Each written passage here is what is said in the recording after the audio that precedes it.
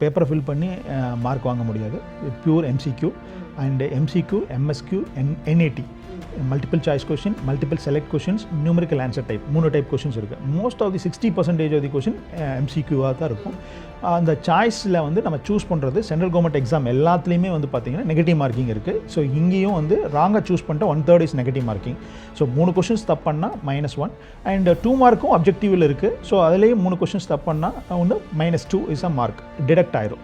So கரெக்டாக எழுதுகிற பட்சத்தில் உங்களுக்கு அது கரெக்டான மார்க் வந்துடும். ஸோ எம்சிக்யூ அண்ட் எம்எஸ்க்யூ, என்ஏடிங்கிறது ஃபில்லிங் தி பிளாங்க்ஸ் டைப். அதாவது ஒரு நம்பர் அப்லோட் பண்ணுற மாதிரி இருக்கும். அதுக்கு நெகட்டிவ் மார்க்கிங் கிடையாது. அது மேபி 40%, 30%, 20% வர வாய்ப்பு இருக்குது. எம்எஸ்க்யூங்கிறது வந்து பார்த்தீங்கன்னா multiple select question, more then one option is correct.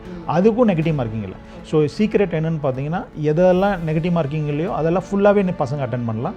So எதெல்லாம் நெகட்டிவ் மார்க்கிங் இருக்குதோ அதெல்லாம் கேர்ஃபுல்லாக பார்த்து அட்டன் பண்ணணும். வித் லெஸ் ப்ரிப்பரேஷனோட போனாங்கன்னா டெஃபினட்டாக வந்து அவங்க நெகட்டிவில் போயிடும்.